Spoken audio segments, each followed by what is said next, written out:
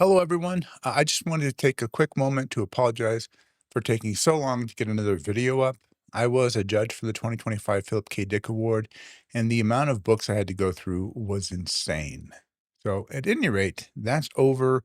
Life has gotten back to normal, and I spent the last couple of months getting caught up on my writing that I got behind on while I was a judge at the competition. Today, though, I want to get back on track and talk to you about something important: your author's website. And I want to begin by asking you a question. Do you really need an author's dedicated website? If you're selling on Amazon, which is where most people buy their books, you already have an author's page for free. So why bother with an additional site you have to set up and maintain? Well, simply put, Amazon is not your site. Your readers don't belong to you, they belong to Amazon. You don't know who bought your book. You have no way of communicating with them directly. And I'll be honest with you, there have been times when I needed to reach out to my readers and inform them of something important, a correction in the book, for instance. And trying to go through Amazon to get an update pushed out to your readers is like pulling teeth. And I have no way of knowing if they've done it. I can't ask my readers because I don't know who they are. Sure, you can set up social media, but again, that's not yours. What if something happens to your account? We all know how close TikTok came to being shut down.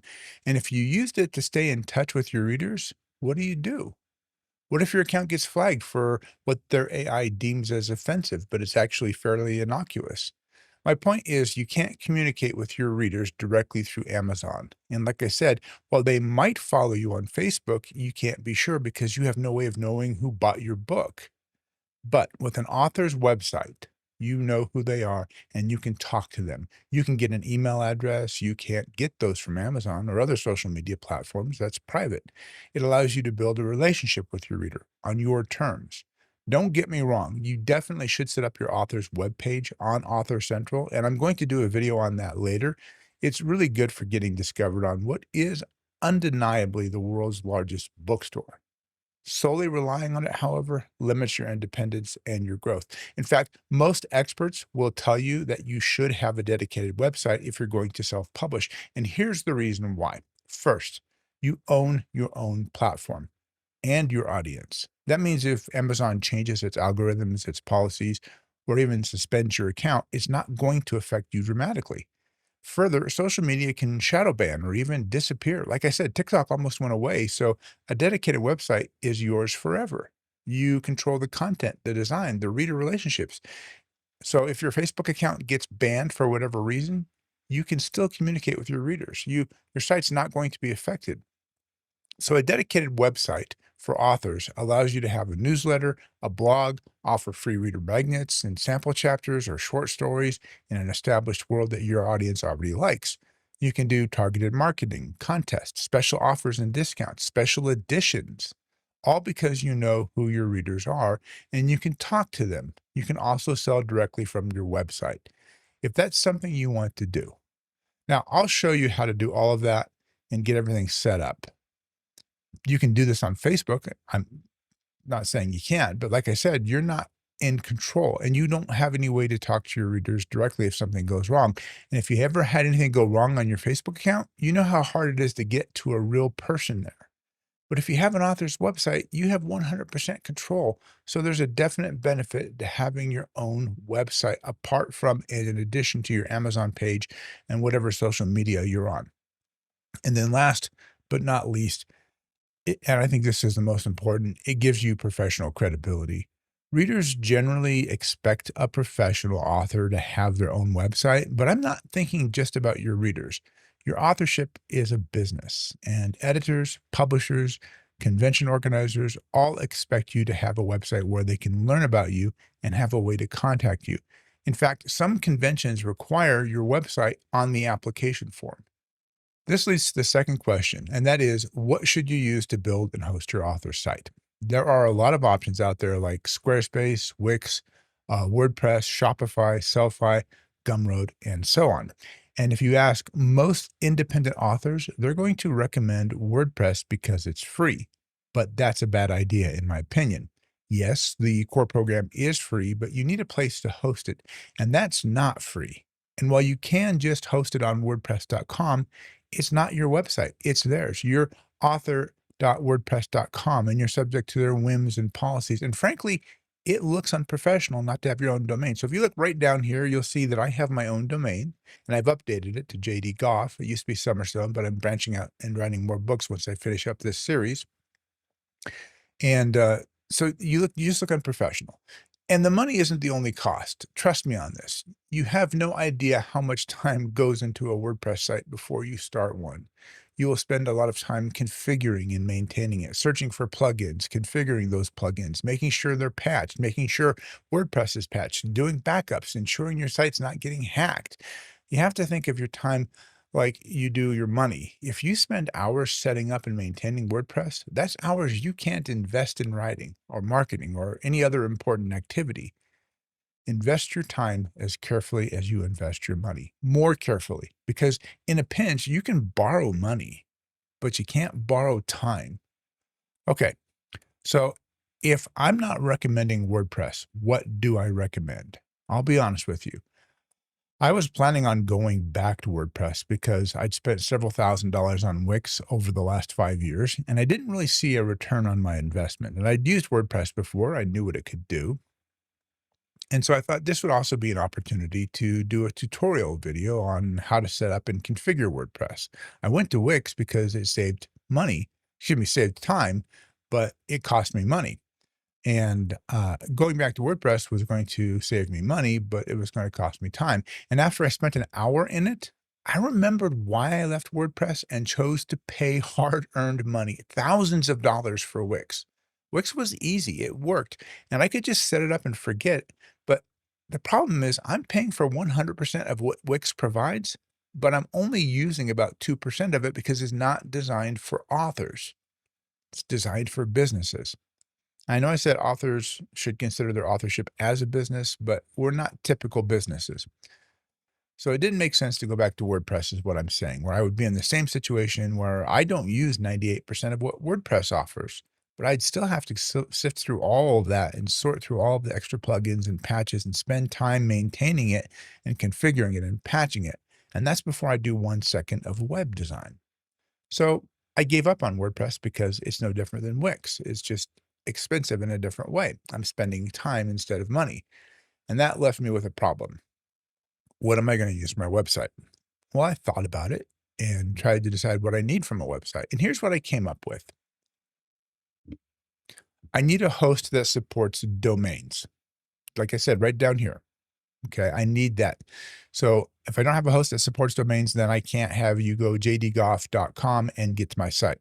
I needed something that was both inexpensive and low maintenance. I don't want it to be inexpensive and take up my time, and I don't want it to be low maintenance, but I have to pay a lot for it. Design flexibility. I want my site to be uniquely mine. I don't want it to look like everybody else's site. I want it to be something that expresses my personality, my genre, the kinds of stories I write, the kind of things I believe in. So I wanted something that I had design flexibility for. I also want to be able to sell ebooks and print books. Now, I could do that on Wix and I can do that on WordPress, but one thing that I can't do easily is sell ebooks and print books. Ebooks is easy. It's just a file that you download. Print books was harder. Order fulfillment was difficult. I needed order fulfillment with one click. What that means is you click on the reader goes to my site, they click on the order, they pay for it, and I don't have to do anything. One-click fulfillment pass-through means that it's going to be processed completely by my book publisher. So, it's pretty straightforward, and I'll talk more about that and the book printer that I use, which is bookvault.app, and they do some really cool things like bespoke editions and whatnot like that that I can't get on Amazon. So I want to have special versions on my site, and that's something else that I wanted to be able to do. And so those are special things that I can offer on my website that I can't offer through Amazon or any other printer. And so if you're going to buy from me, I want to give you an incentive to do that. And that's what the site allows me to do because I can have order fulfillment with one-click pass-through. And that's important because if someone buys a book, I don't have to do anything. It just goes straight to the partner who ships the book to them. I need it to have API compatibility. API is application program interface, and it allows two disparate programs who have nothing in common to talk to each other. I need email list support. So I've got to be able to generate emails so I can talk to my readers. And then I need to have marketing options like sales and coupons, things like that. And then the last, and I think this is really important, I need non-email contact options. So you trust me on this. You do not want the spam you will get if you put your email address online. So what that meant was a storefront like Shopify, but Shopify doesn't do ebooks and it's expensive. So I looked at a lot of different storefronts and I found a unicorn.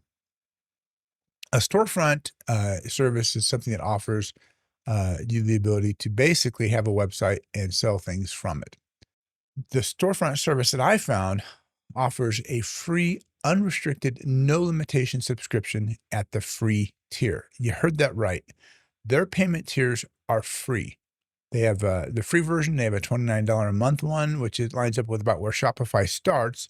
And then they have a $99 a month one, which is going to be for a much larger business than most of us probably have.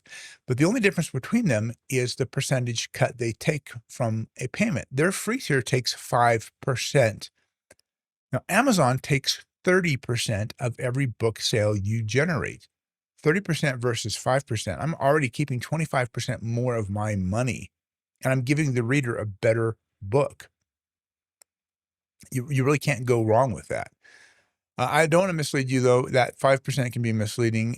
They are not a payment processor, which means that you do have to get a payment processor like PayPal or Stripe that will charge you an additional percentage, 3 to 5%, and probably a processing fee of around 30 cents. So you're getting up to around 15 to 17%, but you're still saving 15% off of your Amazon. I'm still getting to keep 15% of my book sales. That doesn't sound like a lot, but when you sell 1,000 books, it adds up.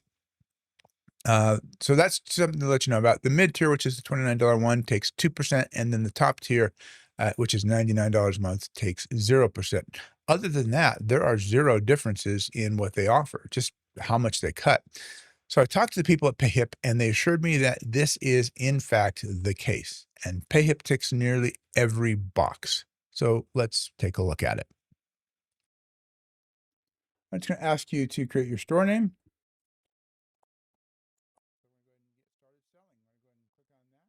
We're 25% set up on this, so you need to set up your store account, set up everything like that. It's actually very easy to do. All right, so now we're into the main program, and you see there's some things that we have to do. It's showing 50% complete, and that's because I had to go and remove some stuff. Normally, you do the store design last. You can't do it till you add a product, until you do checkout. So you can see here, if I go into store design up here and try to click on that, it's going to tell me if I try to launch the store builder, it's going to say I have to add products first. So connect to payment method. So it doesn't let me do that. And that's just because I got ahead of myself when I was doing the video. So I'm coming back here to do what I need to do. So let's take a quick tour of your controls up here on top, and I'll come back and show you how to set this up. So this is your dashboard, and it's going to look different once you get in here, but we haven't got everything set up yet. So it's not going to give you the readouts and the metrics. I'll show you that on a live site that actually has had some traffic to it, which is my site for my books, but we'll walk through all of that here in just a second. This is where you add your products. You come up here to do that, and you can add a product right from here. That's what's going to happen when you click on this right here. You click on add your first product, and if you hit that, it'll take you to the product page, which the same thing will do right here when you click on add product right there. So you can see how that works. Pretty straightforward. I'll talk more about the products when we get in there. And then the store, this is where you go and edit your store. And I'll talk more about that once we have these first two set up. So give me half a second while I do that. Your analytics are going to show you any traffic and daily views. There's nothing going on here, obviously, because this is a new site. Marketing is going to show you and give you options for doing contests and coupons and setting up affiliates so you can get people to sell for you. Customers is where you're going to track your customers. Of course, that's the people who buy things from you. And I don't have anybody here, but let's jump in here to account before we do anything else. Just go to account over here on the right-hand side and go to settings. And the first thing we're going to do is we're going to set the time zone for your area. So whatever time zone you're in, just pick that. Arizona, and it's worldwide, so you can go all over the entire world, but pick the time zone that matches where you are at. Then you can come in here and you can actually give your username, make your username whatever you want it to be. So you can see right here, my username is Demo Store for YouTube. That's just the username I made, but you can make it whatever you want. JD Goff, in my case, is what it is on my website. or author or whatever you want to make it for there. And this is also where you're going to add in your social media contacts. You'll set your language up here as well. So your language, you can pick from any language you want. I'm English, obviously, but you can add your Instagram, your YouTube. You can see my YouTube channel right there, your Facebook account. I can add that in very easily, and you can see that right there. I don't have these others, but if you have them, add all the social media accounts that you have, and then just hit save settings, and that will add that for you right there. This is where you're going to set up your payment system. So you go in here, and we'll talk more about that. This is where you can connect to Stripe or PayPal. Your billing invoices is just what you're being charged per month. We're on the free plan, so it's not really an issue. You can go in here and set up your taxes. So if you need to set up your tax rates, you can do that. You can add a store address if you want to. I'm not putting my address up there because I'm an author and I don't want people knowing where I live. I don't need the address. It is optional. But I can set up my tax rates. So I'll just pick a country. And then what am I selling? Am I selling digital products? Yes. Am I selling physical products? Yes. Am I selling membership products?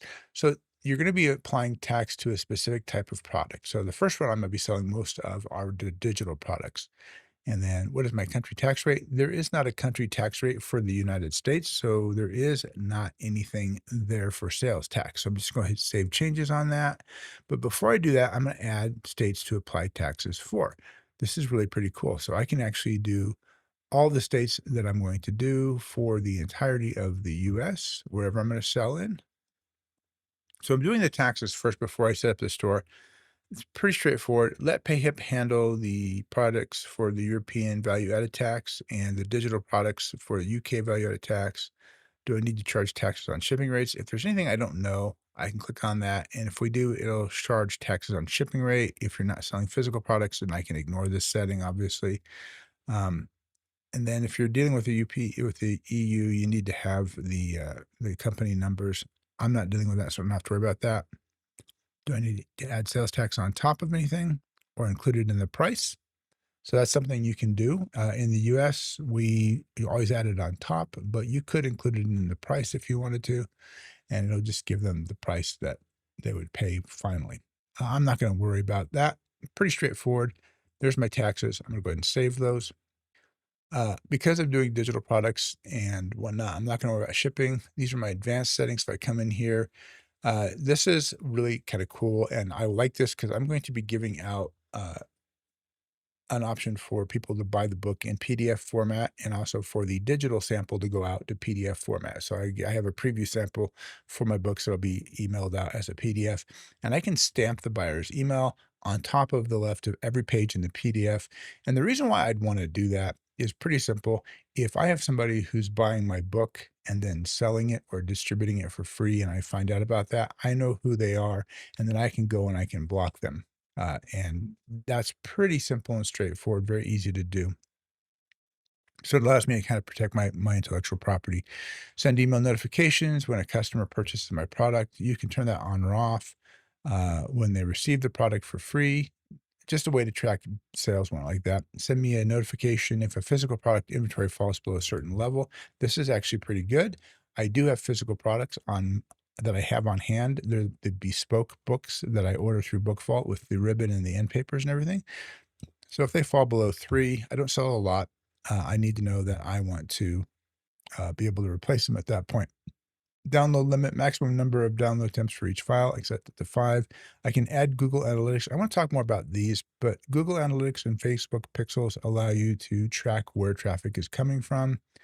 And I'll talk more about that later. Set what you want your units to be, imperial or metric. And then these are your checkout settings. You want to redirect them to a particular web page once they've successfully completed the checkout. We'll come back to that later. Right now, they'll just be a default one. You can click first and last name during digital product checkout. That's not a bad thing to do so that you can personalize emails. I want to enable gifting for digital products. So if somebody buys my ebook, they can give it to somebody for a birthday or Christmas present. And then I may want for the autograph versions the option to display your own questions for customers. So then I would just add these right here. Customers should have specific product in their cart. So this would be for the product that I want. Now I can't set this up yet because I don't have the products added, but this is where I would have an autographed copy. And if they have the autographed copy in their cart, then they will be able to say, would you please make this to whomever, a friend or a family member? And if they have a special message they'd like me to write in there, I can put that in there as well. I'm going to show you how to do that on my webpage once I get in there. It's actually pretty cool. So there's that. It's kind of cool right here. Send me notification. These are the course settings. I'm not going to talk about courses, so I'm not going to worry about those. Uh, Logo invoice settings. Add your logo on invoices and email receipts for customers to receive. Then I can upload a logo right here and pick a logo that I like.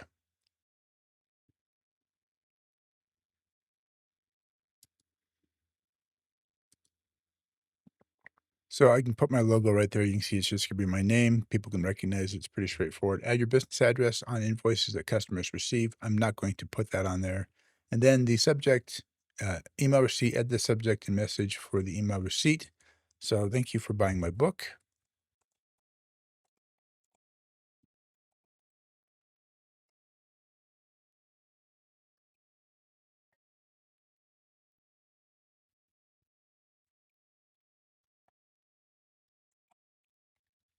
So buying directly from me is appreciated. And as a thank you for this purchase, you receive a special edition not available on Amazon, which includes additional content and coupon codes to receive a discount on your next purchase. This is something that allows me that I can't do on Amazon. This is something that I really like and it's very cool. So I'm going to save that setting. So I've got my page set up here with what I want on the advanced settings. All that's taken care of right there. And we're looking pretty good. Login settings, you can go in here and you can actually change your login credentials and your support email, which I've got grayed out. You could also edit your password and then go to account and you can turn on two-factor authentication. Since you're getting money or at some point planning on getting money from this and your intellectual property is here, you may want to turn this on so that it's more than a password to get in. And then if you want to, you can delete the account. And if you permanently delete it, everything's gone. I don't recommend that unless you are very serious about losing a lot of your contact. And if you do it, you want to make sure you back up everything like your customer lists and everything as well. And then developer, I'm not going to go into a lot of information or a lot in here. You have what are called webhook endpoints. You can add um, uh, a euro for a request for each successful sale. These are things I'm not going to get into, but this API key that I was telling you about, which I've grayed out over here, I don't need you to see my API key. This is how you get programs to talk to each other. That's a more involved and sophisticated process that I'll talk about in a later video. I'm not going to cover that in this one, but as you remember, I mentioned this is one of the things I wanted to have available in a web hosting platform that allows me to connect my website to other programs and other applications on the internet so they can talk to each other. All right, so let's actually go back to the dashboard and let's set up our first product. So the first product is pretty straightforward, and I'm going to go with a digital product because that's what I sell are ebooks. Now, there are other things you can sell as well. You can sell courses, you can sell a membership like a Patreon account. So if you wanted to do Patreon, but you wanted to keep all that for yourself, you could do that. I have mixed feelings on that. I like the fact that you, again, on Patreon, you don't necessarily own your subscribers. They don't belong to you. And if for some reason Patreon cuts you off, and we have seen this happen to creators before, then you lose that revenue stream. Whereas if you have it on your own website, you're in control of your revenue stream and you're not going to have to worry about it. You're going to be just fine as far as being able to keep your subscriber list for yourself. So if you want to do Patreon, that's fine. There's nothing wrong with it. And I think 99% of the time, you're going to be just fine with a Patreon account. But on the off chance that something does go wrong, you'll lose all those subscribers. So it's your own personal choice, but you have that option to create a membership list here, which is pretty cool. You can sell physical products, which I do. I sell autographed copies of my bespoke books. So I do have the autographed copy of the bespoke book right here, and I do keep these on hand so that if somebody wants an autographed copy, I can autograph it for them and send it out to them, and then they are able to get something that's special that they can't get directly from Amazon. And the really cool thing about this is these are printed through Book Vault. I'll talk more about them later. They're my printer for all of the content off my website because they produce higher quality. And one thing that I really like about them, like I said, is the ability to do this, print. They can do color print inserts anywhere in the book. It costs a little bit extra, but that's one of those things that I can offer for people who buy directly from me as a thank you to give them something they can't get on Amazon. So they know they have a special edition of the book. Okay, so then you can also do coaching services, and then you can also do bundled services. So when I get my final book finished, The Rune That Sunders, I will be offering 4 of them in one, which is pretty cool. Right now, we're gonna go with the digital product, which is gonna be an ebook. So we're gonna upload the product file. There's my EPUB, and we're gonna grab The Rune That Binds right there. It's an ebook. Go ahead and upload that real fast. And then I'm gonna give my title, and then I'm gonna set the price, $5. It's a nickel more. I sell them for 4.95 on Amazon. It's a nickel more, but I can change that as I want. And I'm gonna add a product image right here. Now, this looks a little off. Don't let that bother you. This is just a thumbnail. You can set what you want the ratio to look like, and it's pretty straightforward. And then you're gonna type your description in here. I've already written it up, so I'm just gonna type that in there real quick as a cut and paste. And then you decide, am I gonna make this visible or invisible? Now, because you're doing an ebook, you do want to do your advanced options right here. So real fast over here, this little gear, I'm gonna show you this real fast. This little gear is your SEO or search engine optimization. And so you can add a description in here for that. I'm just gonna add this stuff in here for that. That makes it simple. You can add that in there, but what it does for you when you hit that is it puts in meta tags or words that are used to find your book through a Google search. Pretty important because then you're not just looking for your website. What that allows you to do is when people search for things like runes or rune magic, because those are gonna be my meta keywords, my book will come up in their search engine result. When they click on it, it'll take them to my website to buy my book.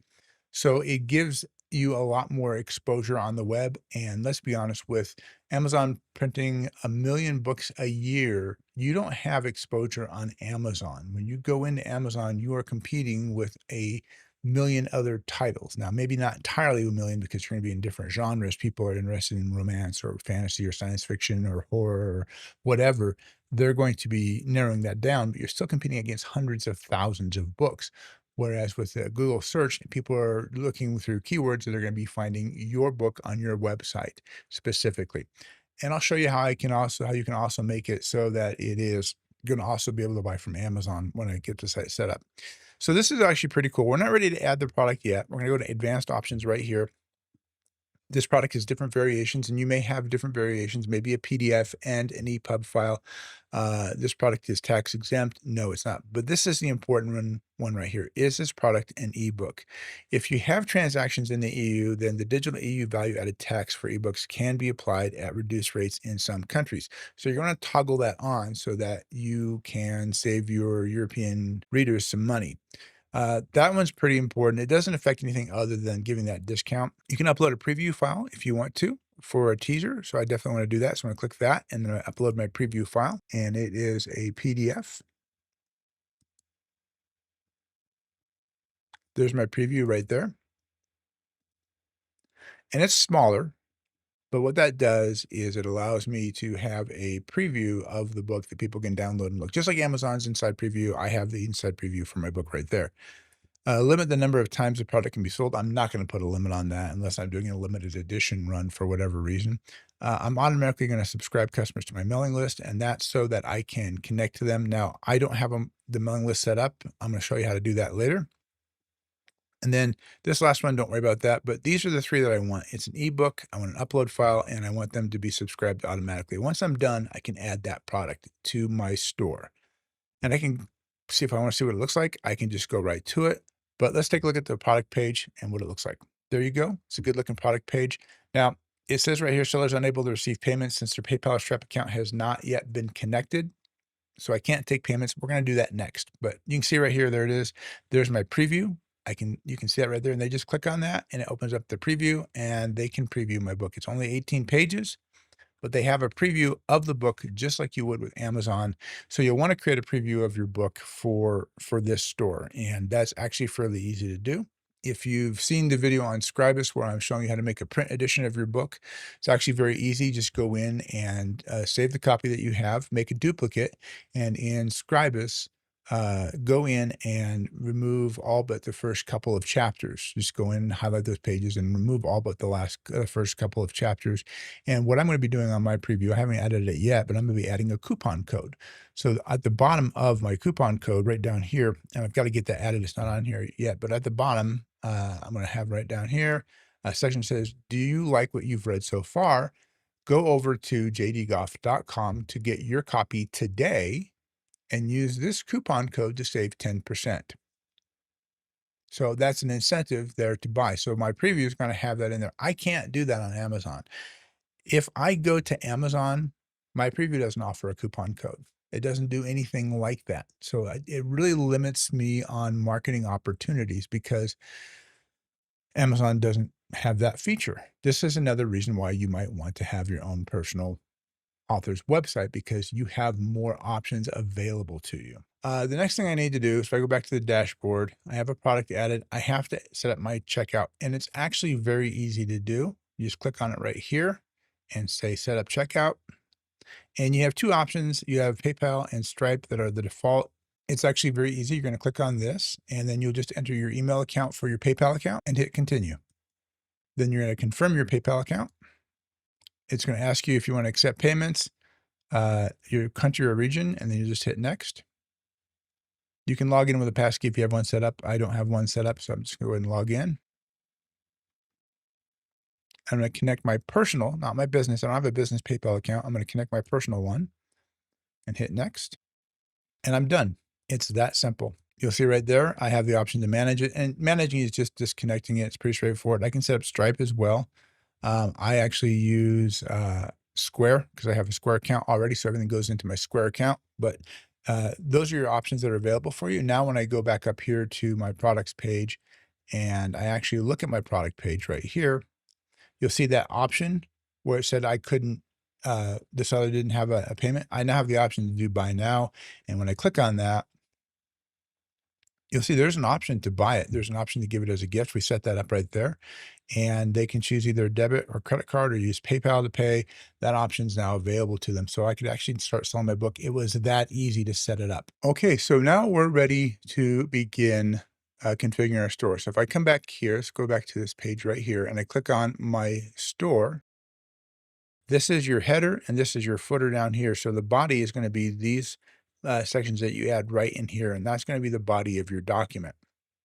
So when I say body, that's everything that's between the header and the footer. So if you think of the top of bottom of a page, the top of the page might have in a book might have your author's name and the title of the book, and then the footer would have the page number. So the text is where the body is, and that's basically what we're looking at here. So right now we only have one thing in the body section, and that is our collection. Pretty straightforward. I'll talk more about that here in a second. Then up here we have across the top, we have our different options. We can add custom pages. We can add the product pages. We have a product page right here already, but we can add additional product pages if we have more than one product. We can add collections, and this is what we have here. And you'll notice the collection page right here has the home icon on it. So that means that's going to be the home page that people land on. We can add blogs. We don't have blog pages, but we can add blog pages and blog posts from the collection page dropdown. Then we have the ability to add sections. Now, this is the add sections right here. We can also add a section by clicking on the plus icon here, but this gives you the option to add a section or a custom page. So you can just add either a section in here, which if we do, it's going to give you choices. So you have all these different kinds of sections that you can add, and I'll talk more about these in a second. Or I can add a custom page. And if I do that, it just asks me to name the page, and then I just hit add. And when I do that, it will take me to that. And you'll notice the custom pages, they don't have a section for the collection. So this is a generic page. And I can, if I want to, by coming up here to the little gear, I can click on that and I can set that as my home page, which means when people come to the website, they go here instead of my collection page. You might want to do that because you might want to have something else on there instead of your books. That's fine if you want to do that. It's not necessarily a bad or a good thing.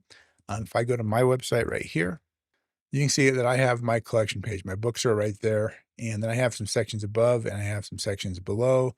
So you get an idea of what you can do on here. This is a very simple page. We're going to come back to that in just a little bit.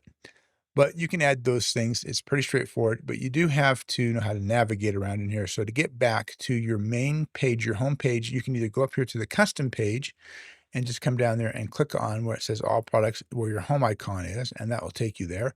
Or you can come up here to your store logo. Right now, the store logo is kind of bland, but if you click on that, it'll also take you back to your home page where you need to be. Now, this is obviously a very boring page. It doesn't scream, hey, this is mine. So we're going to begin with the editing process. But before I do that, I just want to talk about the last couple of things over here on the right-hand side. So over here on the right-hand side, we have the option to switch between views. This is right now a desktop view, and I can switch to the mobile view, and you can see what that looks like. Pretty straightforward. Most people buy on mobile now, so you wanna know what that looks like. You wanna flip back and forth between them, make sure they look good. The preview tab just shows you what your page looks like. Preview, it's going to look very similar to what you see here, but this isn't 100% accurate all the time. So the preview page lets you see what the actual page would look like. And then, of course, the publish button will take any changes you made and publish them. So everything you're doing here right now is not live. So I can make all the changes that I want to the web page and modify it as many times as I want. And my actual page remains live and untouched until I hit that publish button. So that's kind of a nice feature. Again, like I said, ease of use is a big thing for me. It's got to be cost effective and easy to use. And so far, you can see it's actually fairly easy to use. So let's actually dig into it a little bit more and get into the weeds a little bit more and show you how to do specific things like setting up the header, the footer, and building your content section or your body section. All right, I'm gonna go ahead and close some of these tabs because I don't need them all open. All right, continue editing. Okay, so the first thing we're gonna do is we're gonna actually make my header a little more unique, a little more personalized. So I'm gonna go up here to header, and the first thing I'm gonna do is I'm gonna change my store logo to something that I want. Now I've got some logos and stuff already loaded up here. You're not gonna have these. This will be empty until you start uploading images, and I've already uploaded some images that I want to use.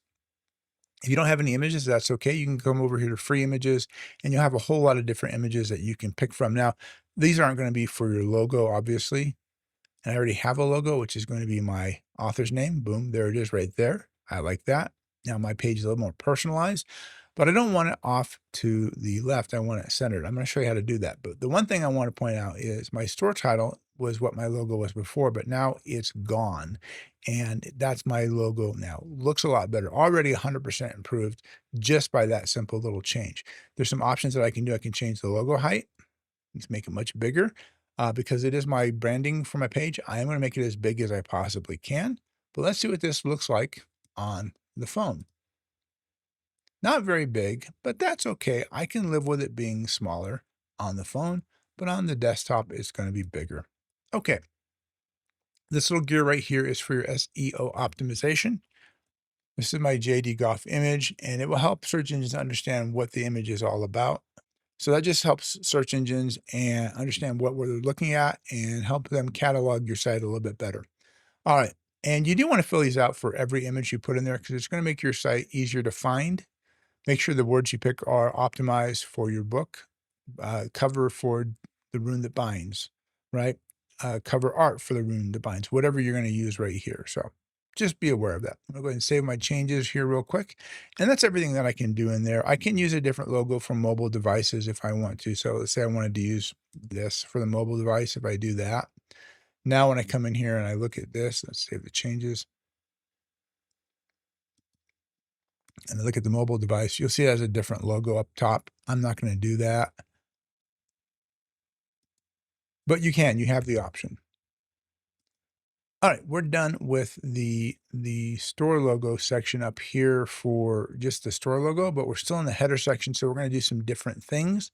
So navigation links, we can add navigation links, add navigation links. So right now what I have in my header up at the top, let's switch back to the computer view.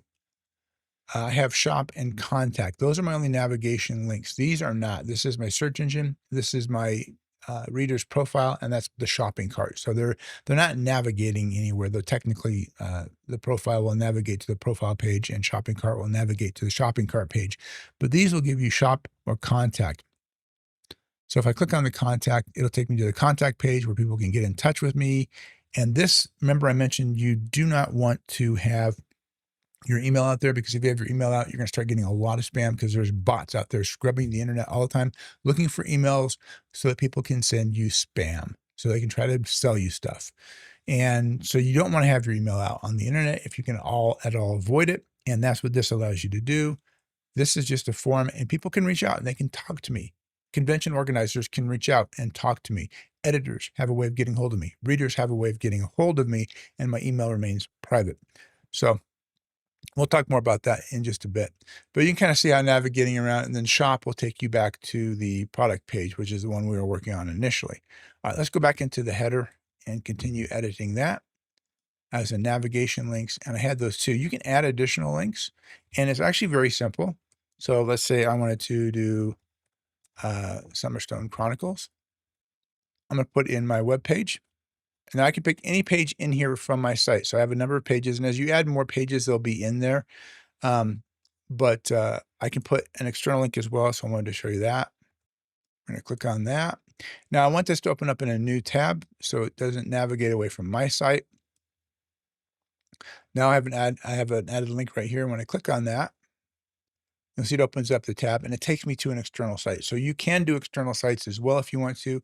And if you want to, you can edit those. So if I wanted to change this, instead of Summerstone Chronicles, I could do JD Goff right there. And then once I do that, it changes to what I want it to be. You can kind of see how that works. It's fairly easy, very easy to add external links. You can also add internal links, which is very easy.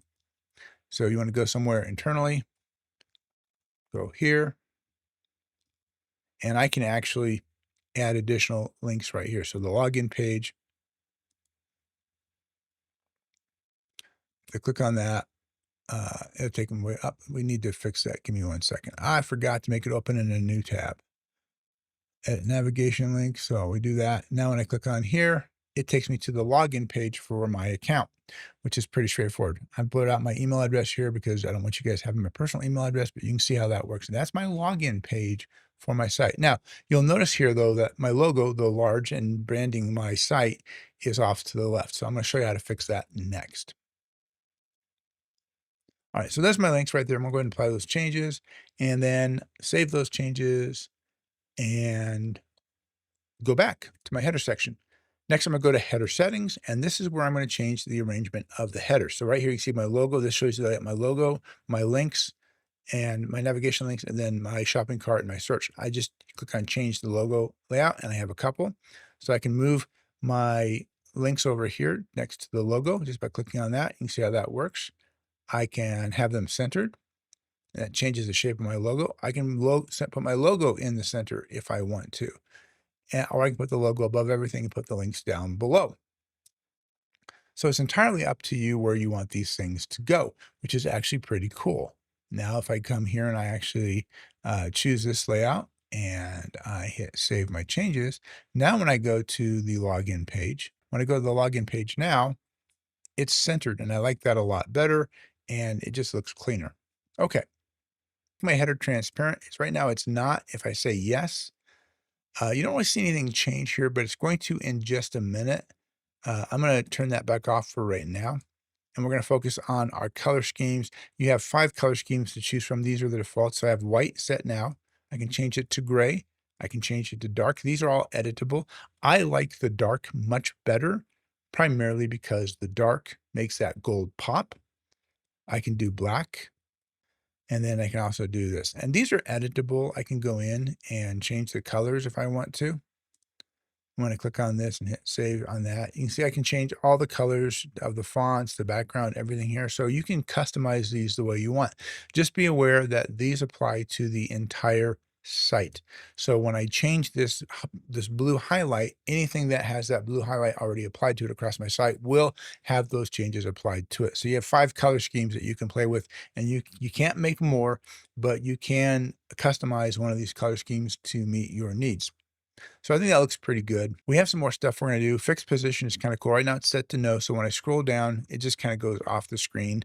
I don't have a real long screen. If I say yes, it changes how the header responds. It kind of stays there and it doesn't go away. It makes that a fixed position. So the header never really goes away. Up to you whether you want to do that or not. Vertical padding determines how close up or how far down stuff is. So I go to vertical padding and I put it all the way here. It makes my header bigger. You can see how that works. I can shrink it down, make it smaller. Entirely up to you. The spacing between the links right now, it's set to 1.2 vertical width. I can change that so they go further out. I can squish them together so they're really tight, which doesn't work for me for obvious reasons. But you can adjust that. So you have a lot of customization in there. And once you've got it where you want, just hit Save Changes. And now you're starting to get something that looks a little bit better. And again, if we go here now, you'll see that I now have this. It looks a little bit better. Again, we're adding layer upon layer and we're just fine tuning and tweaking it. All right, we're gonna go back to the page before that. That was the header settings. Now we're gonna go up to the announcement bar, which is above here. And that's kind of cool because you can add little announcements for your readers. Let's put one in here. I can add a link if I want to. You will have to click on it to make it go into there. But once you do that, it's right there. And then I'm gonna go ahead and save changes. And now when I click on this, it just takes me to my book page. So you can add an announcement bar up there, which is actually pretty cool, which I really like a lot. Let's go ahead and hit back. We've got that in there now. The last thing is the elements, and the elements are just basically fairly simple. They're the search icon and the show cart icon. The profile icon will always be there because that's your reader profile. That's the profile for the reader. If they have their shopping cart, everything is going to be in there, the books they bought. If you have additional services that you set up, they'll be able to get to those as well. So you can turn them on or off, pretty straightforward. Turn the search icon off. You can see it just went away right there. You can turn the shopping cart off. I don't know precisely why you would do that, but you can turn it off. I wouldn't do that because then you will probably miss opportunities for people to see they have something in their shopping cart, but you can turn them off. It's pretty simple and straightforward. You can also add a call to action button, which is get a free preview now, get a free book, right? And then I can actually go in here and I can take them to the all product page, or I can take them someplace where maybe I have a page with a download link, whatever, but I can do what I want in that regard. So I can put those things in there. It doesn't show up. You'll notice the call to action doesn't show up until I actually put something in there. There has to be something for it to go to. If you don't have that in there, that's not going to be there. So be aware, it's not going to show up until you actually pick something. And once you pick something, that is there. Now, this obviously isn't going to take them to a free book, so that would be misleading, but you get the idea. You can also change your button style from secondary to primary. Primary is the default. This doesn't pop off the page as much. Now, if I changed my my highlight color for that, it would, but I'm gonna just set this to secondary, and that pops off the page just a little bit more. So there's that. I can turn that off and turn it back on. It saves my settings. So once you save it, you can just toggle it on and off until you're ready for it to show. I'm gonna put the cart icon back on. I don't necessarily need a search because I only have one product, but as you get more products, you may want to add stuff, or maybe you have blog posts, you may want to add those as well. It's up to you, but for now, I'm just gonna leave the search icon off and then save my changes. So this cleans it up a little bit. It's not quite as messy now. Let's go back here real quick and then back one more. And now we're going to get into the footer. So we haven't dealt with the body yet. We're leaving that alone. We're going to go to the footer right here. So we're at the bottom, and you'll see right here where it says powered by PayUp. Remember, we're on the free. Most of the time, you don't have the option to remove branding, but I do right here. I can just go down here where it says powered by PayUp, and I can actually click no. And you can see right there, we've got to refresh. Sometimes you have to refresh because that doesn't show all the changes right away, but you'll see it's gone now. So if it doesn't show the change right away, don't panic. Just make sure you save your work, then hit refresh, and it'll go away for you. Just so you know. All right, let's go back to the footer section. So I've turned that off. I can do a number of different things. I can have a simple, which is just one thing across the bottom. I can show payment icons. So you see those right there. I can show social icons. I do have my social media set up. So there's my social media icons. If you don't have that set up in the admin page that I showed you in the beginning, you don't set up your social media, they will not be there even if you turn them on. So you do have to go into the administrative from the dashboard and do that. I'll show you again where that's at. In fact, let's go look at that real fast. Let's save those changes. And we're going to come over here to the account, and we're going to go to store settings. So go to store settings, and right here you can see this is where you're going to add them. They're just right there for you.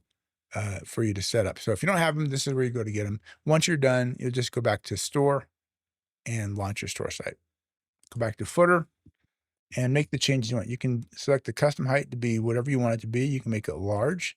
If you make it large, you see you have more space down here.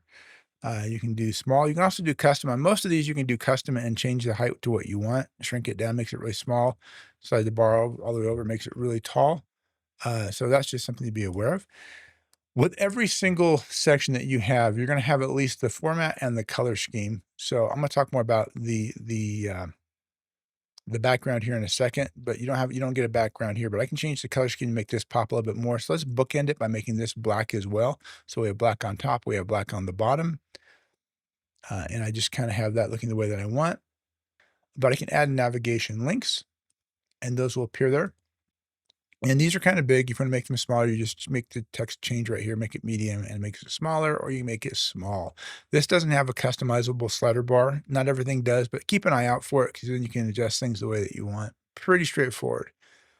You can turn off the payment things if you want to. So we're going to show the icons here for social icons and payment icons. And now you just have the basic text. So it's entirely up to you what you want to have in there, however you want to set it up. But you see, you get a lot more customization. So I'm gonna go ahead and save these changes right here. And now we're gonna go back to, we've got our header, we've got our footer. Now it's time to start dealing with our internal section. So the first thing I want to do is I want to have a little bit of stuff in here, and I'm going to actually navigate away from this. Now you have your basic page set up. I'm going to navigate away from this page right here, and I'm going to jump into my page. This is my page. You can kind of see it looks a little bit different. And I've got up here, I have my logo, and I've got it changed a little bit different so it stands out better from the background here. The gold doesn't stand out as much. So I've got this. I have this cool typewriter keyboard here. Get the first book free. I've got Contact Me, Thoughts and Ponderings, which is the beginning of a blog, right? I've got the Contact Me section, which is right there. So I don't have to worry about people getting my email. I've got reviews. I don't have all the reviews brought over yet. I have the option to send to Kindle. Now, I want to talk about this. This is what I mentioned earlier, is because I ran a promotion, I did have people look at my book and want to buy it, but they bought it from Kindle. But if they're not going to buy it from Kindle and they have a Kindle, they need to have a way to get the book to their Kindle. And that's what this is. This link right here, send to Kindle. They get the book, they download it for me, they just drag it right on here, and they can upload a PDF, an EPUB file, all those things they can upload up to 200 megabytes in size, and it adds it to their library if they're logged in. I'm logged in. You see I've got my cart right there, and it allows them to manage it. There's other ways to send as well, but I have this link right here so that when people buy my book from my site and they get it downloaded, they can add it to their Kindle very easily, very, very easily. This is a cool feature. I'll talk more about this later. Pay what you want because it's the first book in the series. I give them the option to get the book for free if they want. Pretty cool. And then I've got my reviews here, 10 reviews, shows the stars that I've got. And then down here, they'll see the reviews. So I can add the reviews. You have to, and what I would recommend before you go live is set your book price to free so you don't end up having to buy it over and over. Buy it for as many reviews as you want to bring in. Be honest, bring in all the reviews that you've got. I sorted them by order of highest to lowest ranking. So these are all my high reviews. I have some lower reviews that I need to bring in, but I am going to bring them in because I want to be honest with my readers. I want them to know what everybody thinks of my book. I'm not just going to put the good reviews on. I think that's disingenuous and it's not respectful of the reader. So I'm going to bring all my reviews over in the next few days so that they're all there. If I have time, if I remember, if I don't remember, you guys can tell me. You can actually go on there and you can either tell me in the comments down below, or you could go right up here to the contact me and say, hey, John, you need to put the bad reviews up on The Rune That Binds, and I'll do that. So that's pretty cool right there. At any rate, that is there. And then I've got some of the other reviews, just snippets from them that I've added there. These are from the reviews that I've added to the books. Then I have down here books that are being released this year. Then I have my About the Author, which is right down here. Then an option to be subscribed to be notified of new releases. book signings, convention appearances, things like that. They go directly to your inbox.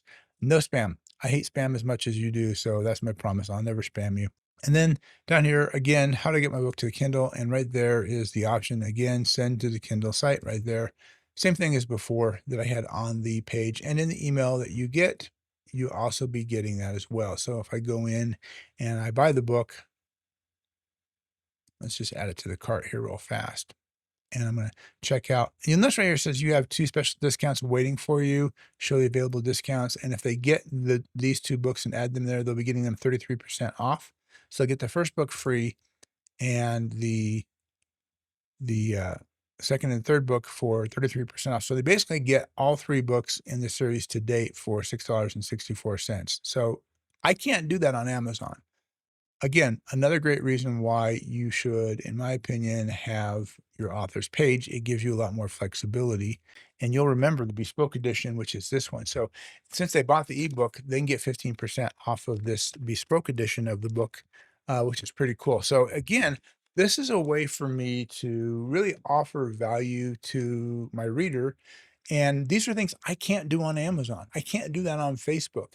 I have a dedicated authors site that allows me to give special editions, autographed editions, ebooks, free books, discounts, coupons, and it gets even better. I'm going to jump into that more, but you're beginning to see why it's so important to have a reader's website, an author's website for yourself, in addition to your Amazon site, in addition to your Facebook or TikTok or other social medias, platforms you've got. This gives you an avenue to not just stay in connection with your readers, to give them more things that they might be interested in and build your audience and give them perks. People, I don't know about you, I have favorite authors.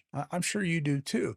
And being able to get cool things from my favorite author, one of my friends, C.S. Friedman, gives all sorts of cool things away that she can do through her Patreon, but also you can do that here. And like I said, you could have, if you really wanted to, your own kind of Patreon page. Let's close that one out by going in here under your products and adding a new product and creating a membership platform. I actually have a membership set up that is not really active, but it's right here. You can see it right here. And if I've got a book coming out, I can add text, image, video. I can do polls. I can link to things. So if I have a download, I can just link to a download right here. And I could paste my link right here below. If I've got a book for them to download, hey, download your free upload. I can upload an attachment up to 2 gigabytes in size, easily fit one of my books on there. So all of this stuff is right here. And then you can see these are all different sections. So we talked about your body is going to be between the header, which is up here, and the footer, which is all the way down here. Now, my header and footer are invisible. And what I mean by that is they're not demarked by a black bar. They're invisible. So this is what invisible header is. I'm going to click in here real fast and show you what I'm talking about. Let's go into header and go to header settings. My header is invisible. It's transparent. If I turn that off, you see I have that black bar right there. And that looks fine. There's nothing wrong with that. And if I wanted to make it pop a little bit more, I could save this change over here, go back, and under my store logo, I could replace this one with this one, which is going to pop a little bit more. So I can definitely do that if I want to. There's nothing stopping me from doing that. And it also adds a bit of more layer to it. Now, I actually think that's fine the way I have it here right now on my page. But again, if you look at this, my actual changes, if I go up here because I'm making edits, the changes I just made aren't reflecting here until I hit publish. So I can do this, or I can leave this here. However you want to do it. This actually, like this, makes this header look really thick, thicker than I want. So aesthetically, I think this looks better because it separates the header from this first section over here. So now I have a little bit more demarcation. This doesn't look quite as thick as it does here now. So all I have to do to make that go live is hit publish, continue editing. And when I hit refresh over here, you can see it's now a little bit cleaner, and I like that a little bit better. And then you can see right here, this is my store title. My store title is going to reflect up here. You can see up here, there's my store title, J.D. Goff, author of science fiction. This is actually SEO. And this makes it a lot easier for search engines to identify me and find me and catalog me. It's also great for AI. AI is here to stay. AI is not going away, whether we like it or not. And one of the things you're going to see now is AI summarizes things. So if I go and I do a search up here, it does AI for me right here. It's all about getting that placement out there so that you're easier to find as an author and your book is easier to find as well. So anyway, I can make some tweaks there. I just wanted to share that real fast to show it transparency. One of the other things I wanted to do is we go into header settings right here, and I've got my header set to a fixed position. It's not, so it just scrolls up and goes away. When I set the fixed position to yes, that means my header's always going to be at the top. And you see how it kind of moves around and it's always visible. So it's just fixed. Um, I don't know if I want that. And that's the simple one. And then I have an option to do scroll back. So I do scroll back. So now when I do this, see how it just disappears. So at first it stays for a second as I scroll down and then it goes away and then it comes back. Kind of a cool feature. It's not bad. Adds a little character to the page. If you like it, save changes. Again, those changes aren't going to be in effect until I hit publish. You see how it's fixed and it just goes away until I do something. And when I hit publish, that's when that effect goes uh, into the live page. So now when I hit refresh here, now when I do that scroll back, it's functioning that way as well. So you can do that if you want to. It's up to you, but you can see you have customization. All right, I'm done with the header. I think I've shown you everything I wanted to here. So I'm going to go ahead and go back, and we're going to now look at the different sections. This section here, and that's in my body. So we go into the body here, and you see right here, my first section is to get the first book for free. This is an image right here. This is, I can add this to my, oh, by the way, this is really cool. So you can add to your library. So I actually have libraries. So I'm going to go ahead and add this to my library real fast. Boom, just like this. And I'm going to click on that right there. And I can now add it and edit it. So this is pretty straightforward. I don't edit it in here. This is not where the editing happens. It happens over in your panel over here. So there's get the first book free. This is a header. I'm going to talk more about this here in just a little bit. And then down here, I have my text. Make sure everything's spelled right. Run it through a spell checker so that you have that look good. And then I have a button, get it now. This is my call to action button. And when I click on that, it's going to take me to the product page where they can get it now. Okay, let's go back to my home page, which is this one right here. So that's what that is. That's the section that I'm in right here. And as we scroll down a little bit, you can see right here, my heading category is category 1, and I can choose different heading categories. And you can just see it changes how it looks right here.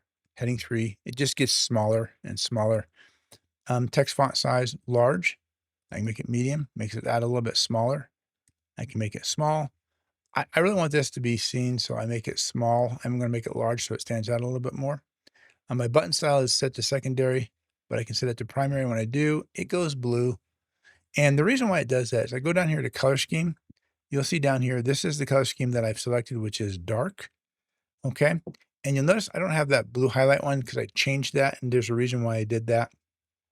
But this is set to dark. If I set it to here, you'll notice how that changes a little bit. And I don't have the color. And that's because the dark has this setting here so that my text up here, my header gets that different color.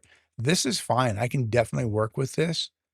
But now when I come up here to my primary, my secondary button, that doesn't change. But if I go in here and I edit this, let's go ahead and save this real fast. I can then begin editing this color scheme. So there's my primary button, text and background. That's my primary button background, secondary button background right there. And I could change that if I want to. And when you click on this, guys, it's going to say, hey, here's a quick way to do this. You can actually go in and you can click on the different sections you want. So it's easier. You don't have to find them over here. This is actually pretty cool. I can just find them right here. So see how I can just find this. And now it's going to take me to edit the one that I want. There's my color scheme that I want right there. I can change my font color to whatever I want. You see how it does that right there? So you have a lot of customization that's available to you, which is really pretty cool.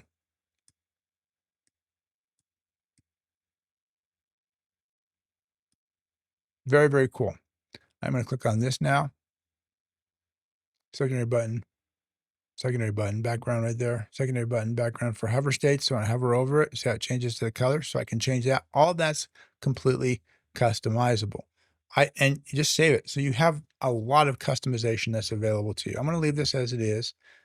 All right, so that's that right there. I'm gonna go back down. So I go back, hit the back button, get back in here, and I can change my color scheme to whichever one that I want. I'm gonna switch it back to this one.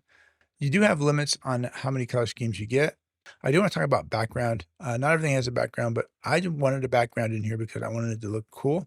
So I click on the background tab and I can pick the image I want. I can change the opacity all the way to completely opaque. So the background, whatever color scheme I've picked for it, which is, remember, it is this gray one. If it's black, it's going to be that one. See it? That's the color scheme, whatever one that I picked for it. And this, by the way, this works just fine if you don't want to do an image. This pops pretty well too. You can definitely do that if you want to. So that's definitely an option. If I did that, I'd make my button pop a little bit more by changing its color. Just so you know. And I don't like the green, doesn't go with the rest. So I would actually come in here and I'm going to change that to a lovely shade of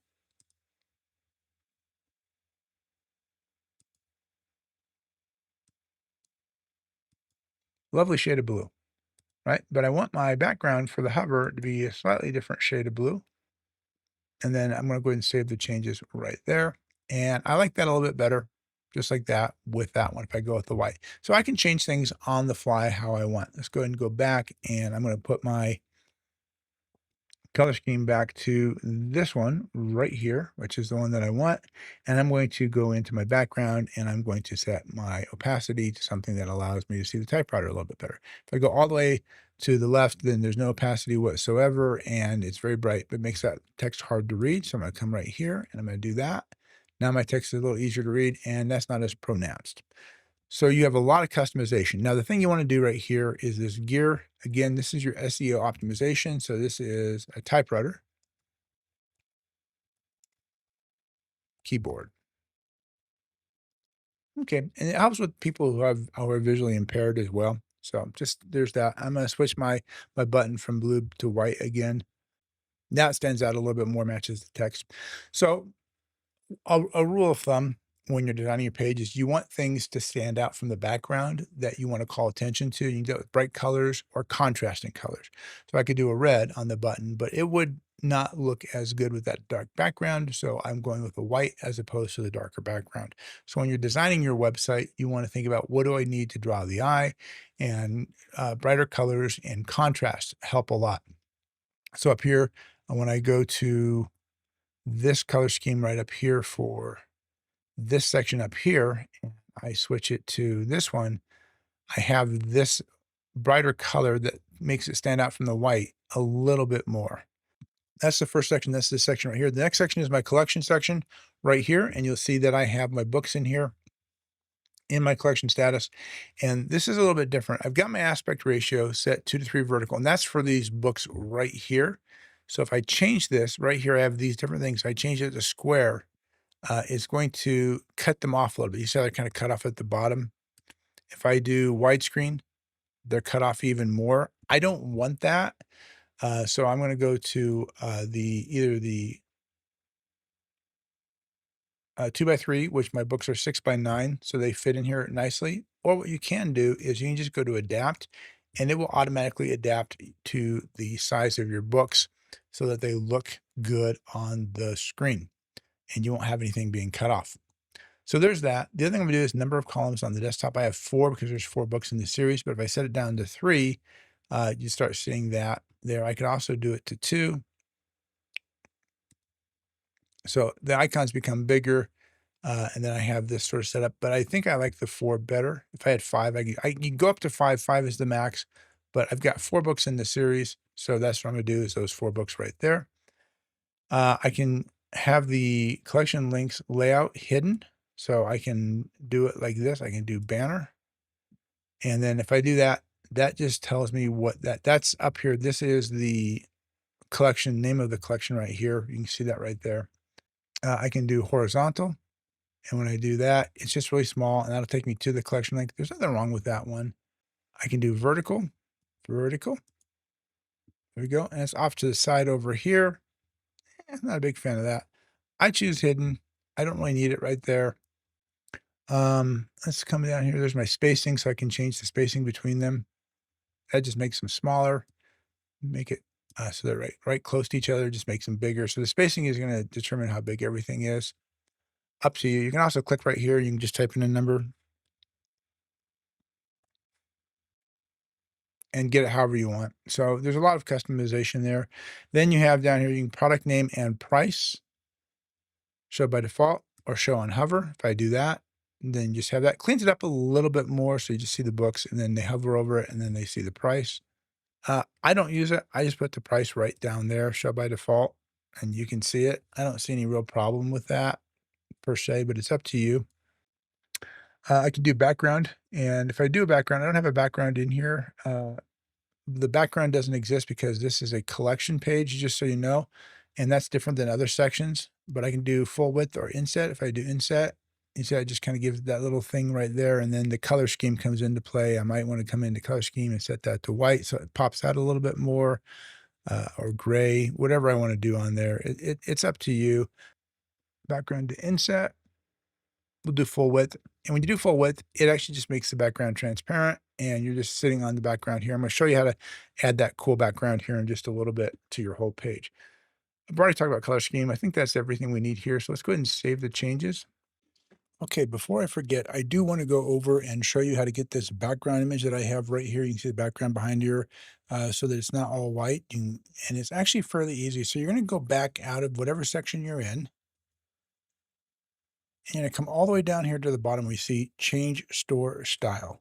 And the change store style is where you're going to do that. You click on that and you're going to go to advanced. And in there, you'll see there's an option. Now, my background's right there, and normally it'll just be blank. And you'll see what it looks like when you've got that. It's just going to show you the color scheme for what you've got. So whatever your color scheme is. But you just upload a background. It's really that simple. It's not going to go to your library, so you're going to have to go to your downloads. You have to find the image. I got the image that I'm using from Pixabay, but it's just right in here, and I'll just scroll down until I find it, and it's right there. And you can see it, it's pretty simple. Then you can set your opacity to whatever you want, and it's really that easy to do. Once again, nothing I'm doing is coming over to my live page until I hit publish. You can see right here, if I hit refresh, nothing is changing here until I actually go live with it. So those prices are still there. Pretty straightforward. Real fast, let's talk about the different sections that you have. So you have a lot. This is image with text, which is what this one up here is. This is image with text, so I have a place to put text on there. So you have image with text, and you have these different kinds. So you can have an image with text with a call out, right? Or you just have it, so it's just right there. You have an image with text where the image is to the side on the left, one where it's on the right. Then you have one with an image with a call out above it. Same thing, left and right. So those are image with text options. Then we also have a gallery.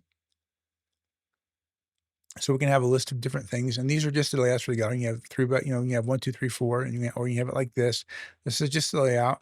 You can have a slideshow, which will move through different slides for you. You only have one option for that, but you can choose how many you want.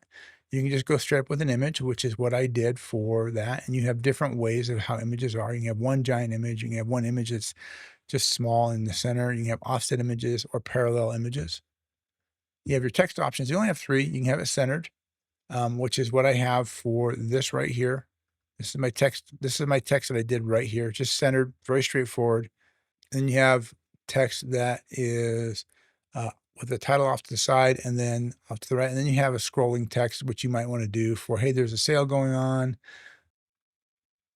Okay, so I've got different things here. You do have a logo list, and this is one of the sections you can add right in here. If we go into the sections, we talked about some of the stuff there. So that was the text. We have a basic list right here. So I click on my lists, and I have a basic list, and I'm going to show you that real fast. This is my basic list. These are upcoming books. So that's a basic list that I made right there.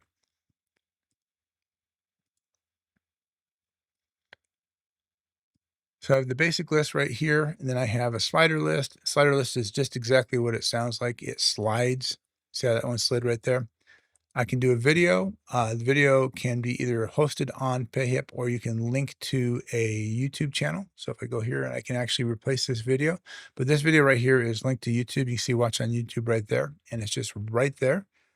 Very easy. You can have something that's pretty cool on your page, which I like a lot. In fact, let's do this real fast. And you'll see right here, right now, there is my book right there. Choose this video and listen to chapter 1. All right, we're going to add a button to this now, and that's going to just give us the ability to have the option for somebody to buy. So I'm just type buy the book right there, and then we'll go ahead and put in a link to it. So it's going to go to the product page, and it's going to be my first book, which is right there. And now I have an option to buy the book. Again, you see here how I'm taking advantage of this right here.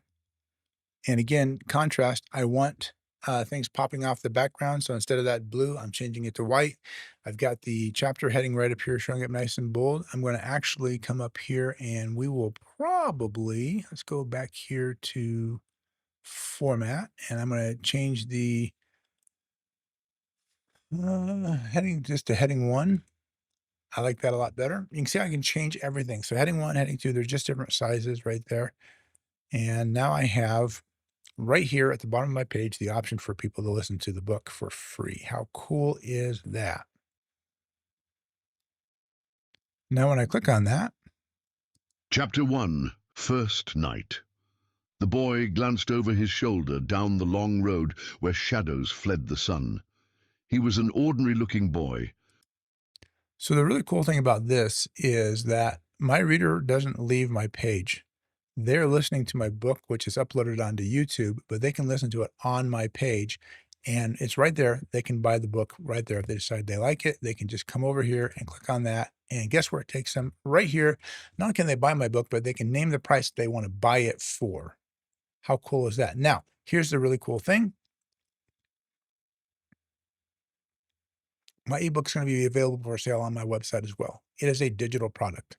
I can link my ebook onto this site in audiobook format.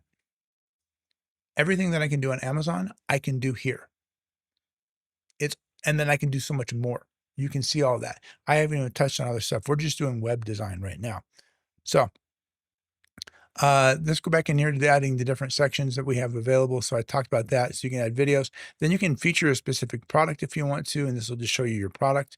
You can feature a certain collection, which will show you your collection. You can do a featured collection list, which just gives you a list. You can feature blog posts. You can do testimonials, which is really kind of cool. Testimonials, that's the one I have right here. By the way, your logo is your home button. There's my testimonials, and these are actually taken right from Amazon, what people were saying about my book, so they're just right there, and it's actually really, really cool. Let's actually, I want to do something here real fast. Testimony. Oh, you can do a logo list. I'll talk more about that here in just a second.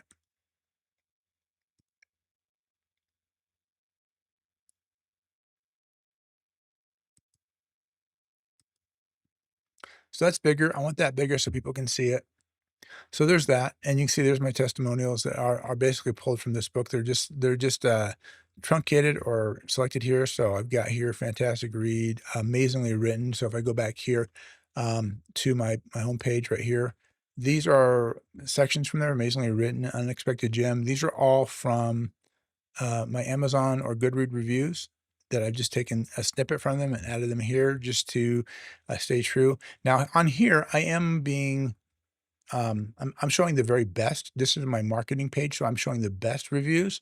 But on the actual book page, I'm going to show the actual all the reviews, so they will all be there, so people can get an honest assessment of the book. Then I've got coming in 2026. These are my books that are coming out here. I did mention here.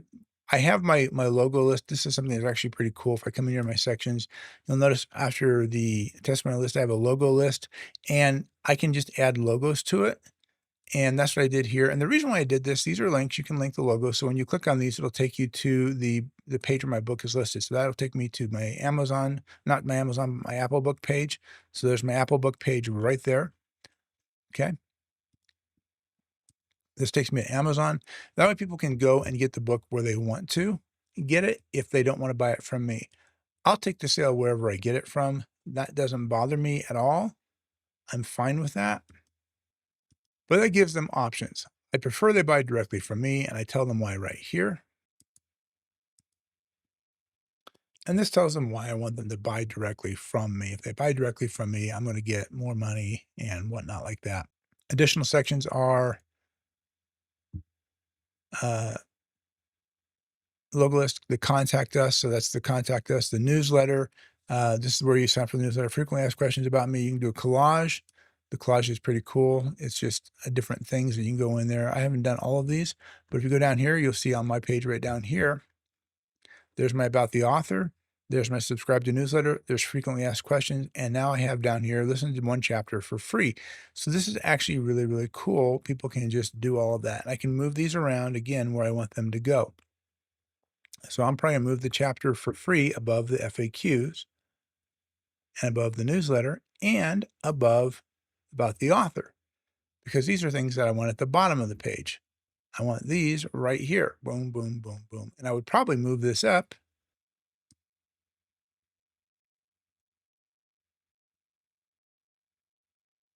to right there. I think that's a good place to move it right there.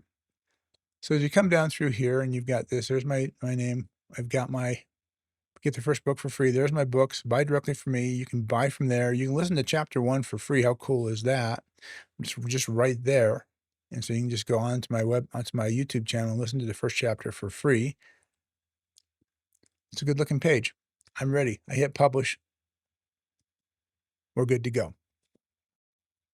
All right, so that's designing your page, guys. There's one thing that I do want to show you in here under the header section. So I'm going to go ahead and I'm going to click on, let's get rid of this. But before I do it, I'm going to actually click on that and I'm going to add it to my library. Very, very cool. Add that to my library now. And now I'm going to get rid of this. Delete the section. Oh no, my section is gone. When you have a section that you like, I would go in and add it to the library. So all my sections here are added to the library. In fact, I'm going to add the listen to the book free for my library. And what this does for me is I have the ability to rebuild things, not from memory, but by going in here and saying, I'm going to add a section right in here. And I have my saved sections right there. And you can see they're all right there. Very, very cool. So this is when I went to and was at the Cosine Science Fiction Convention. I was a speaker, a panelist there. All right, we're done designing our page. You can see everything that you need to do there. Let's now go ahead and we're going to actually get out of here. So we're going to actually go ahead and hit the menu bar up here in the upper left-hand corner, and that takes us out of the store builder. Now let's talk about analytics and what like that. I'm not going to spend too much time. This page right here, you can see it's not gotten a lot of traffic, but you can kind of see where my traffic has been. I don't have any sales because I haven't been promoting it. Everything is just kind of on the back end. Most of this traffic is from me bouncing around back and forth into it. People are seeing it, however. Once I start promoting it, it's going to be a lot better. So we've done dashboard, we've done products, we've done store. Let's go look at analytics. Analytics gives you a really good view of things. You can look at all products, everything that you have on there, the whole 9 yards. You can break it down by product. You can break it down by month. So I can do the previous month, which will be February. You can kind of see what that looks like. I can do the last 7 days, right? I can do the last year, so March 30, 2025 to today. Your daily sales, unique customers, total of 15 orders, how many total views I've gotten in that time, where most of my traffic is coming from.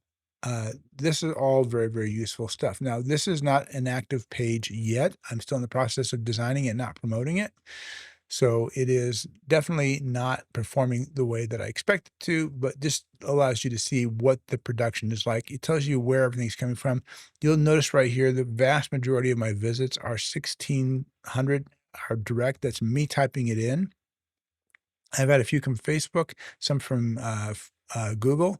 Those are not coming from me. A couple from Yahoo, a couple from DuckDuckGo, and one from Twitter. So I do get some random traffic, but you see the overwhelming majority of them of that 1600 of that 1728.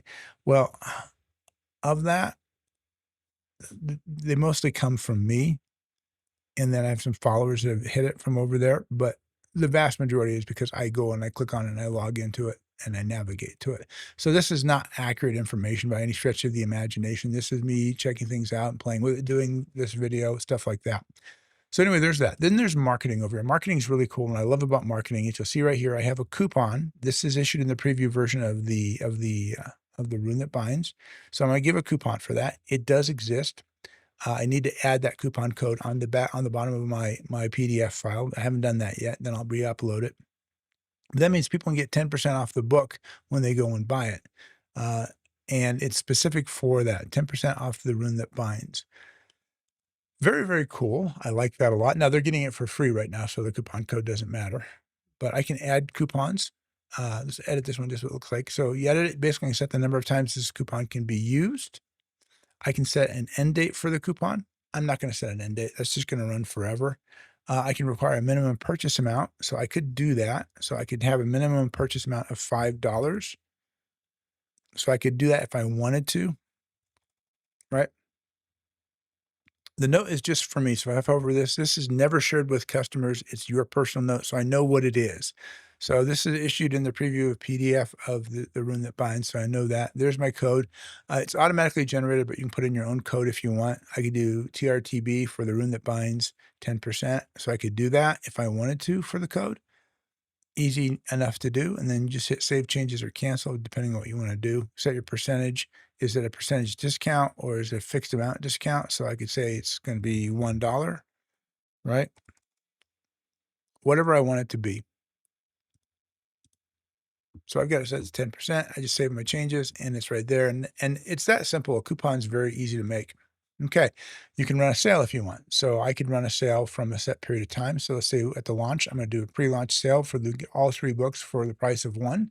So if you buy the rune that sunders, you pre-purchase it for this promotion that I run for 1 week, and you'll get all 3 books for free. I could do that if I wanted to. So I could do The Whisper of God, The Undying Night, and that one, and I could set the discount for whatever I want. I could set the discount for 25%, 50%, 100%, whatever I want. So I do 50%. They're going to buy all 3 books. They're going to get all 3 books 50% off, or maybe they'll get the first book for free, so they have it bookended, whatever. So then I would run the sale. There's my summer sale. That's the name of it. When do I want it to start? When do I want it to end? However you want to do it. You can set your time zone. My time zone is Mountain Standard Time. And then I can have a countdown for showing when that ends. Pretty straightforward. I can check all of them, right? I can search for an individual product if I have a lot too many in here. But that's going to be my sale and run for those dates. And then I can promote it. I can advertise it. Boom. I can't do that on Amazon. I cannot run a sale on Amazon. Amazon can. They can just put my book on sale and I get a reduced royalty. So I should be able to do a sale myself. So that's pretty cool right there. Very straightforward. You can have affiliates. Now, this is what's really cool. This is what I like about affiliates. And I have one affiliate. So talking about the affiliate program, guys, what's really cool about this is you can add an affiliate to your books. Tell your friends, your family, everybody you know, your coworkers, that you are selling your book. And if they use the affiliate link to refer your book to friends and family that they have, that you will pay them. And you can, because you're not spending that whole 30% on Amazon, you're only spending probably about, depending on your payment processor, probably about 15 to 17%. So that means you're actually keeping about 85% of your sales instead of only 70 or 68% in my case. I have that extra 15 to 17% that I can then use to pay affiliates. That's what you can do. And if you can pay an affiliate to promote your book, that's word of mouth advertising. That's better than anything you can do on Amazon or Facebook or anywhere else because you've got people promoting your book for you. So put your affiliate link in your book. Tell people, hey, did you like my book? Tell your friends about it. And if you use my affiliate link, you can get paid if you tell my friends. So put that in your book. That's what I'm going to do. This is a very, very difficult business we're in, and we're competing with a lot of people. So if you can get people drumming up business, not just telling people, give them an incentive to tell them about your book, and you can do that with the affiliate link. That's what's really cool about PayHip, and that's one of the things that I'm excited about. Mailing list. Now, mailing list, I'm going to do this on the next video because this is a little more complicated to get set up, but you need to set up a mailing list. And then I'm just showing you the things that you can do. Cross selling. You can cross sell. So this is what you saw before when I was in the page and I click on the book right here and I add it to my cart. You see right here, this is what cross selling is. If you do that, you're going to get the other two books. You can add them at a special discount. What are my available discounts? I click on that. 33% off The Whisper of God, 33% off of The Undying Night. So that's what cross-selling is, and you see right there, 33% discount, 33% discount. Then there's the option to upgrade. So the upgrade is pretty cool.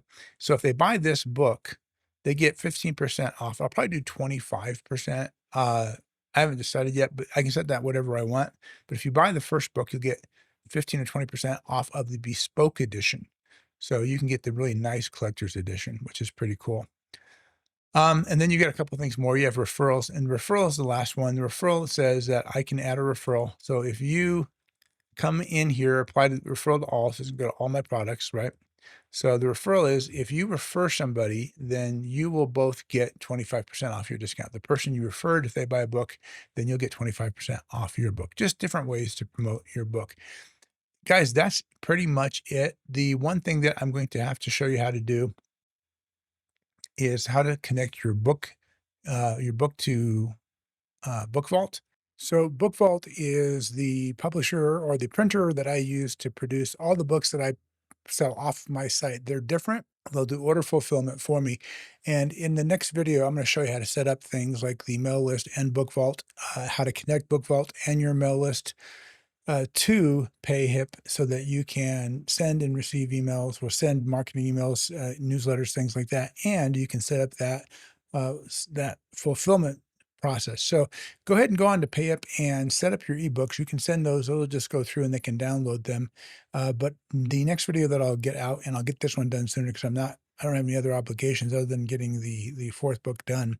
We'll show you how to set up the connection to Book Vault, set up your Book Vault account, and then connect your Book Vault account to your store so that when people order a book from you, a print book, Book Vault will fulfill it for you. I used to have to go to Amazon to fulfill the books, and now I don't have to, and that's actually very, very cool. So that's something that I like a lot, and it saves me some time. That's it. That's all I have for now, but you can go in, get started with PayUp. I'm going to put an affiliate link for you down below if you want. I'm not going to pressure you guys, but if you want to make some money and want a way to support me, here's an incentive for you. I've always said, tell your friends about my book. Tell your friends about The Rune That Binds and The Undying Night and The Whisper of God. Tell them that you know someone who writes dark fantasy, and that's the best way to support me. Well, I'm willing to pay you now. I've got it set up so that if you join my affiliate system and you tell your friends and family and they use your affiliate link and I get a sale, guess what? I'm going to pay you. So that's an incentive so we can help each other. And that's kind of what we're aiming for. And that's why I think this is such a unicorn that I mentioned before, because now you can stay available to your readers. That's really important because if something happens to Facebook or your Amazon account for whatever reason, you know who your readers are and you can talk to them. That's the biggest reason why you want to have that. And PayUp's a really good site for that because, like I said, it ticks all the boxes. It's low maintenance. It's very easy to set up. And it's free. They have a free version that is fully functional. I was looking for inexpensive. I wasn't expecting free, and we did get that. So that's all I've got for you now. And until next time, I just would encourage you to keep writing, keep developing, work on getting that book done, and I will talk to you later.